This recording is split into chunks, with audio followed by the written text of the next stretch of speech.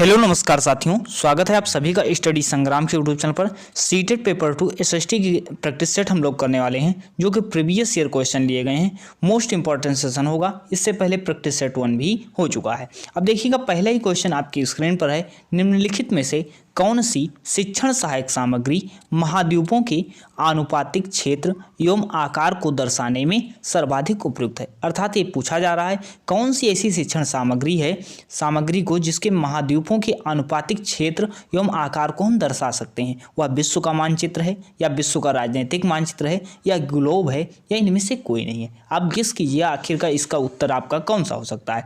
तो अगर आप देखेंगे तो आपका कौन सा उत्तर हो जाएगा, ग्लोब। ऑप्शन नंबर सी आपका बिल्कुल करेक्ट हो जाएगा। अब ग्लोब से यहाँ क्या प्रश्न बन सकता है, पूछा जाता है सर ग्लोब शब्द किसने दिया था, तो ग्लोब शब्द बैहम ने दिया था। अगर यहाँ से ग्लोब से देखिएगा दो क्वेश्चन और पूछे जा सकते हैं। सर कौन कौन से पूछा जाएगा, सर अगर इसमें ये बीच की रेखा होती है, पूछा जाता है इसको क्या बोलते हैं सर, 0 डिग्री बोलते हैं, भूमध्य रेखा बोलते हैं। 0 डिग्री भूमध्य रेखा, यही जो होता है क्या करता है, उत्तरी गोलार्ध और दक्षिणी गोलार्ध में डिवाइड करती है। अब जब डिवाइड करती है सर, यहाँ पर एक रेखा होती है सर, क्या होती है, 23.5 डिग्री नॉर्थ होती है, जिसे 23.5 डिग्री नॉर्थ बोला जाएगा तो एक कर्क रेखा आपकी हो जाती है। और 23.5 डिग्री साउथ जो होती है ये आपकी क्या होती है, मकर रेखा आपकी हो जाती है। ये भी प्रश्न पूछा गया है कि सर मकर रेखा क्या होता है, तो 23.5 डिग्री साउथ क्या होती है, सर मकर रेखा हो जाती है। नेक्स्ट क्वेश्चन देखिएगा आपकी स्क्रीन पर है, भूगोल शिक्षण की उपयुक्त विधि कौन सी है। कौन सी विधि उपयुक्त होगी, वार्तालाप विधि, भ्रमण विधि, या कहानी विधि, या इनमें से कोई नहीं। अब देखिएगा इसमें काफी अच्छा यह प्रश्न बन रहा है, तो भूगोल शिक्षण के लिए आपने पढ़ भी रखा होगा, अगर प्रीवियस ईयर भी देखा होगा तो काफी अच्छा है। देखिए कौन सा इंपॉर्टेंट सही हो जाएगा, भ्रमण विधि हो जाएगा। अब भ्रमण विधि अब पूछा जाता है कि सर कौन सी, अगर बाल केंद्रित है या कौन सी केंद्रित, तो ये भ्रमण विधि आपसे पूछा जाएगा तो बाल केंद्रित विधि हो जाती है भ्रमण विधि, और भूगोल शिक्षण के लिए सर्वाधिक उपयुक्त विधि मानी जाती है। नेक्स्ट क्वेश्चन देखिएगा, अब जो विधियां हैं जैसे इनकी क्लास हम एक बहुत कम समय में आपको थ्योरी वाइज प्रोवाइड करवा देंगे, जिससे आपके कॉन्सेप्ट क्लियर हो जाएंगे कि कौन सी विधि आखिर कौन होती हैं। नेक्स्ट क्वेश्चन देखिएगा आपकी स्क्रीन पर है कि मानचित्र को समझने किस सर्वव्यापी भाषा को समझा जा सकता है। जो मानचित्र की भाषा होती है उसको सर्वव्यापी भाषा को कैसे आप समझ सकते हैं, ऋण चिन्हों द्वारा, रेखा चिन्हों द्वारा, या वर्णमाला के अक्षरों द्वारा, या थीमेटिक मानचित्रों द्वारा। अब सर्वव्यापी भाषा जैसे मान लीजिए नदी दिख रही है, मान लीजिए नदी है या वन है, तो उसको इंडिकेट करते हैं तो कोई चिन्ह बना देते हैं। वह चिन्ह क्या कहलाते हैं, तो वह चिन्ह ऋण चिन्हों द्वारा कहलाते हैं। ऋण चिन्हों से डिपेंड करता है। ये प्रश्न बन चुका है सीटेट में, ये सभी प्रश्न पूछे जा चुके हैं, इसीलिए प्रीवियस ईयर आपको करवा रहे हैं। अब देखो यू आकार की घाटी का निर्माण होता है, नदी द्वारा होता है, हिमनद द्वारा होता है, पवन द्वारा होता है, या सागरीय तरंगों द्वारा होता है। एक यू होता है, एक वी होता है। अब देखिएगा यू आकार की घाटी जो होती है इसका निर्माण किसके द्वारा होता है, तो इसका निर्माण जो आपका होगा हिमनद द्वारा या हिमनदी के द्वारा होता है। अब यहाँ से एक प्रश्न और पूछा जाता है, सर वी आकार की घाटी कहाँ पाई जाती है, तो वी आकार की घाटी जो वी होता है, तो वी आकार की घाटी पर्वतीय क्षेत्रों में पाई जाती है। नेक्स्ट क्वेश्चन देखिएगा आपकी स्क्रीन पर है, बताइएगा ऑस्ट्रेलिया की राजधानी। देखिएगा ये स्टैटिस्टिक्स का एक क्वेश्चन पूछा गया था इसमें, तो हमने इस क्वेश्चन को भी ले लिया। ऑस्ट्रेलिया की राजधानी कैनबरा होगी, सिडनी होगी, मेलबर्न होगी, या इनमें से कोई नहीं होगी, बताइएगा। अच्छा प्रश्न बन रहा है। तो ऑस्ट्रेलिया की राजधानी सर क्या हो जाती है, कैनबरा आपकी हो जाती है। नेक्स्ट क्वेश्चन देखिएगा आपकी स्क्रीन पर है, दीन-ए इलाही की स्थापना किसने की थी। दीन-ए इलाही की स्थापना पूछा जा रहा है हुमायूं ने की थी, मोहम्मद गजनवी ने की थी, या अकबर ने की थी, या शेरशाह सूरी ने की थी। तो दीन-ए इलाही की धर्म की अगर बात करते हैं सर किसने की थी, अकबर ने की थी। अब इसका सन भी बता दीजिएगा किस सन में हुई थी, तो दीन-ए इलाही की धर्म की स्थापना कब हुई है, 1582 में हुई थी, अकबर ने की थी। नेक्स्ट क्वेश्चन देखिएगा आपकी स्क्रीन पर है, बताइएगा ह्वेनसांग जो है किसके शासनकाल में भारत आया था। काफ़ी ट्रेंडिंग प्रश्न बार बार पूछा जाता है, सर ह्वेनसांग किसके शासनकाल में। यहाँ से जो भी प्रश्न बताएंगे अभी तीनों प्रश्न इंपॉर्टेंट हो रहे हैं और तीनों एग्जाम में पूछे जा रहे हैं। सर ह्वेनसांग किसके शासनकाल में आया था, तो ह्वेनसांग किसके शासनकाल में आया था, हर्षवर्धन के शासनकाल में आया था।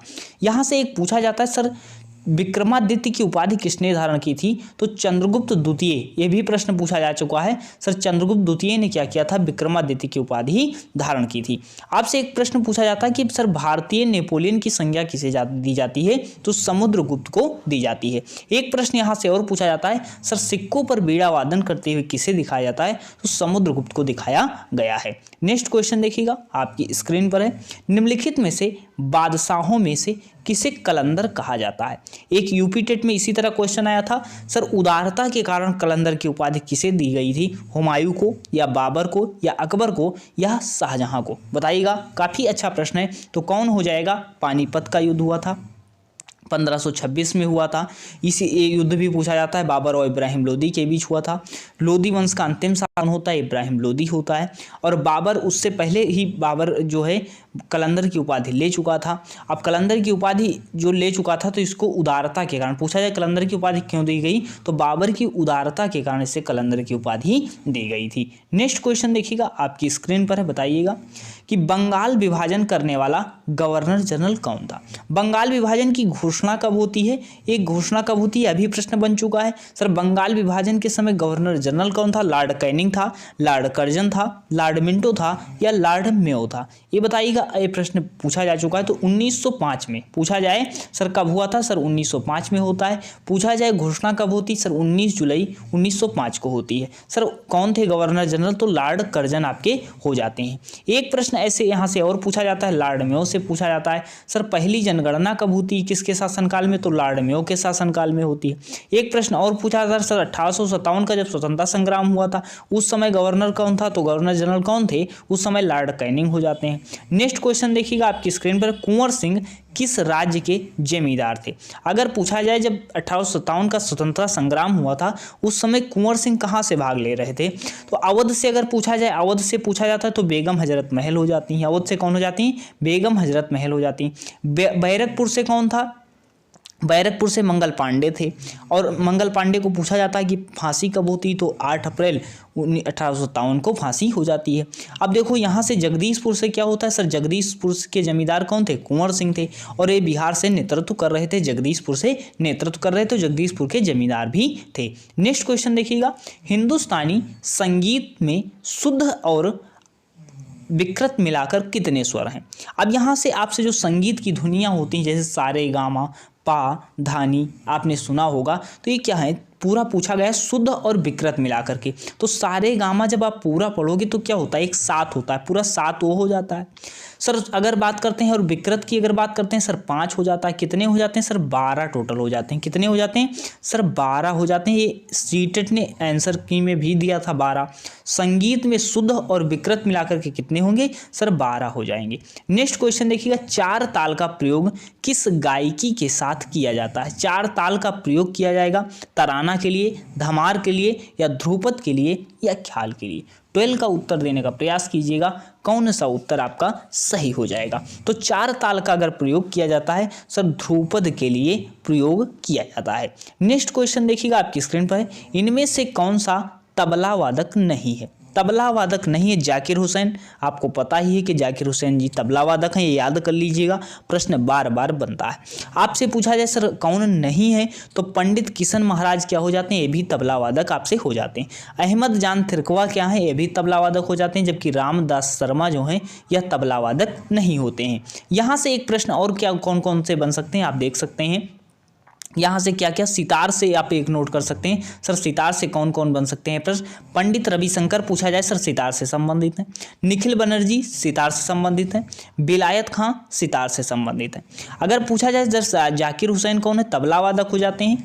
गुदई महाराज तबला वादक हो जाते हैं। किशन महाराज क्या हो जाते हैं? तबला वादक हो जाते हैं। नेक्स्ट अगर देखते हैं यहाँ से एक और देख लीजिएगा, सरोद वादक। अमजद जो हैं यहाँ पे अली अकबर खां क्या हो जाते हैं? सरोद वादक हो जाते हैं। अमजद अली खां क्या होते हैं? सरोद वादक होते हैं। बिस्मिल्लाह खां क्या होते हैं? शहनाई वादक होते हैं। अली अहमद हुसैन क्या होते हैं? शहनाई वादक होते हैं। संतूर वादक देख लो, एक शिव कुमार शर्मा को याद कर सकते हो, संतूर वादक होते हैं। इसका स्क्रीनशॉट ले लीजिएगा, 1 से 2 बार आप देख लीजिएगा, रिवाइज हो जाएगा। तो अब नेक्स्ट देखिएगा क्वेश्चन आपकी स्क्रीन पर है, प्रथम राष्ट्रीय खेल कहाँ आयोजित हुए थे? मुंबई में, नई दिल्ली में, या कोलकाता में, या चेन्नई में? में। 14 का उत्तर देने का प्रयास कीजिएगा, कौन सा उत्तर आपका सही होना चाहिए। तो अगर बात करते हैं सर 1940 के समय की बात है, प्रथम राष्ट्रीय खेल कहाँ आयोजित हुए थे, तो मुंबई में आयोजित हुए थे। और राष्ट्रीय खेल की एक बात करते हैं, 2 वर्ष के बाद आयोजन होता है इनका। और भारत में अगर पहली बार पूछा जाए तो 1920 में होता है, ओलंपिक खेलों का आयोजन होता है। और ये मुंबई में हुआ था। मुंबई में कब हुआ था, 1940 में प्रथम राष्ट्रीय खेल आयोजित हुए थे। नेक्स्ट क्वेश्चन देखिएगा, आपकी स्क्रीन पर है। आज भारत को गीता की नहीं बल्कि फुटबॉल के मैदान की आवश्यकता है। यह प्रश्न भी एग्जाम में पूछा जा चुका है। तो देखिएगा इसमें कैसे प्रश्न ये पूछा गया था और इसमें उत्तर क्या था। स्वामी विवेकानंद, राधा कृष्णन, प्लूटो या रूसो, कौन सा उत्तर आपका हो जाएगा। तो आज भारत को गीता की नहीं बल्कि फुटबॉल के मैदान की आवश्यकता है, आखिर यह कौन कह सकता है। तो देखिएगा ये कौन हो जाएंगे, स्वामी विवेकानंद जी हो जाएंगे।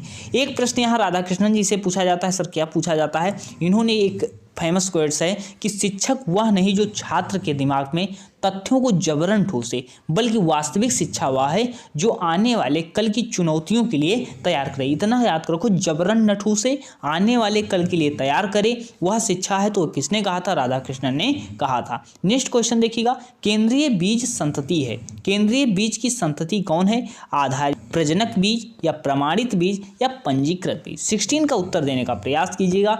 तो केंद्रिक बीज की संतति कौन सी हो जाती है, सर प्रजनक बीज हो जाती है। अब इन सभी की परिभाषा आप एनसीईआरटी अगर पढ़े होंगे तो जान रहे होंगे, और बहुत जल्द आपके एग्जाम से पहले एनसीईआरटी देने का प्रयास किया जाएगा, जो इंपॉर्टेंट टॉपिक बार बार पूछे जा रहे हैं। नेक्स्ट क्वेश्चन देखिएगा, आपकी स्क्रीन पर है। केंद्रीय औषधीय एवं सुगंध पौधा संस्थान स्थित है नई दिल्ली, हैदराबाद, भोपाल, लखनऊ। 17 का उत्तर दीजिएगा, केंद्रीय औषधीय एवं सुगंध पौधा संस्थान कहाँ पर स्थित है। तो कहाँ पर स्थित हो जाएगा, सर लखनऊ में स्थित हो जाएगा। सर यहाँ से कोई 1-2 प्रश्न और बन सकते हैं, बिल्कुल बन सकते हैं, देख लो। सर क्या पूछा जाएगा, भारतीय मौसम विज्ञान संस्थान कहाँ पर है, नई दिल्ली में हो जाता है। राष्ट्रीय भूभौतिकी अनुसंधान संस्थान कहाँ है, हैदराबाद में हो जाता है। केंद्रीय भवन निर्माण अनुसंधान संस्थान कहाँ है, रुड़की में हो जाता है, पूछा गया है प्रश्न। राष्ट्रीय समुद्र विज्ञान संस्थान कहाँ पर है, पणजी में हो जाता है। केंद्रीय पर्यावरण इंजीनियरिंग अनुसंधान संस्थान कहाँ है, नागपुर में हो जाता है। भारतीय पुरातात्विक सर्वेक्षण विभाग कहाँ पर है, कोलकाता में हो जाता है। ये कुछ स्क्रीनशॉट ले लीजिएगा, यहाँ से 1 से 2 प्रश्न बन सकता है। एक स्टैटिक जीके का यह प्रश्न है। अब देखिएगा एनसीईआरटी में ये सब है और एनसीईआरटी से प्रश्न बना भी है। अब देखो, मार्मलेड बनाने के लिए सर्वाधिक उपयुक्त फल है। अब मार्मलेड क्या है, जामुन या केला या माल्टा या बेल। मार्मलेड बनाने के लिए क्या है, अब देखो सर, इसको मार्मलेड बनाने के लिए माल्टा है। सर माल्टा किस प्रजाति का है, सर नींबू की प्रजाति का है।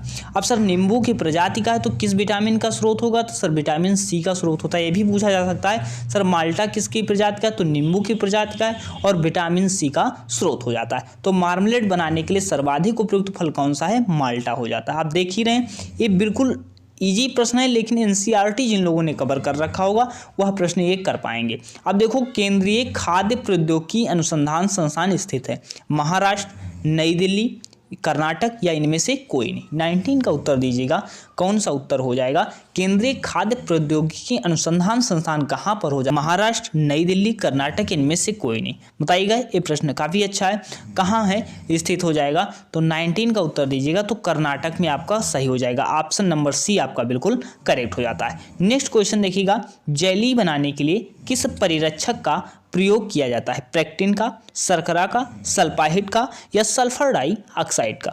20 का उत्तर दीजिएगा, सर जेली बनाने के लिए किसका प्रयोग हुआ, तो शर्करा का प्रयोग होता है। ऑप्शन नंबर बी आपका बिल्कुल करेक्ट हो जाता है। ये कुछ 20 ही क्वेश्चन थे और जो भी संस्थान कराए गए और बेस्ट से बेस्ट क्लास प्रोवाइड करने का प्रयास किया जाएगा। चैनल पर नए, इससे पहले प्रैक्टिस सेट 1 हो चुका है, उसको भी देख लीजिए। वीडियो को लाइक करके सभी के पास शेयर कर सकते हैं। चैनल पर नए थे सब्सक्राइब कर लीजिएगा ताकि आपको कंटिन्यू क्लास मिलती रहे। मिलते हैं नेक्स्ट वीडियो में।